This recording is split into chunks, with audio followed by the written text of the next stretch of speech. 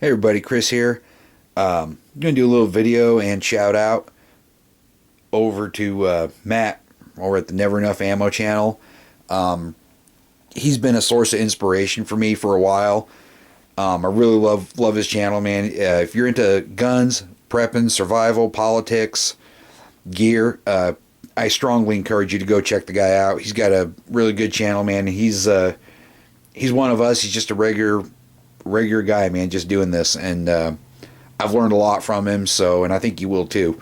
But anyway, he talks a lot about prepping and survival, and one of the points him and a lot of other people brought up is one of the things that needs to be in your arsenal for that sort of situation is a 22 rifle, and I agree.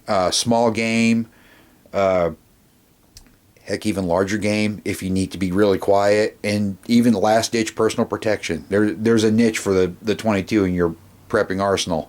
But I had some thoughts on that, and I haven't seen anybody else do a video on this. So, and if they have, I apologize. But I was studying on it, and I got to thinking about there's a lot of great 22 long rifle firearms out there now. Ruger 1022 is probably top of the list for this country, and there's others.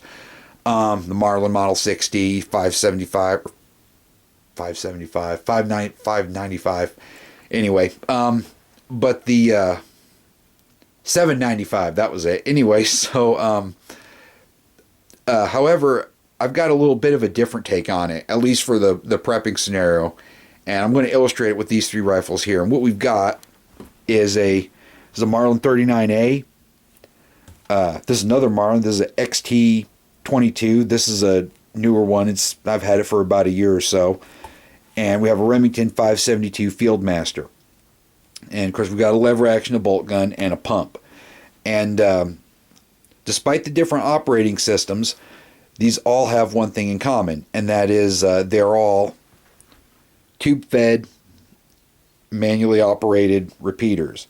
And I think when you're in the context of prepping and survival, that gives you a couple of really big advantages. The first one is you're not going to lose your magazine. I suppose if you were especially careless, when you go to take this magazine plunger out, you could pull it all the way out and you might drop it and lose it, but it would definitely take a little bit of doing on your part. So that's one less thing to worry about. You know, you've got your magazine is attached to your gun.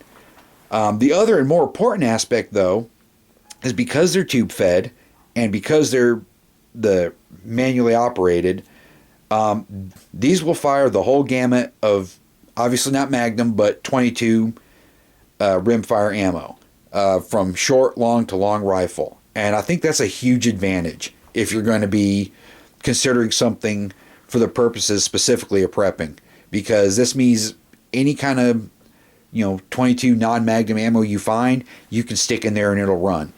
And you can actually hold quite a bit of it. This guy right here, the Marlin, I believe it holds, I haven't shot any in a while, but I believe it holds like 24 shorts in this thing.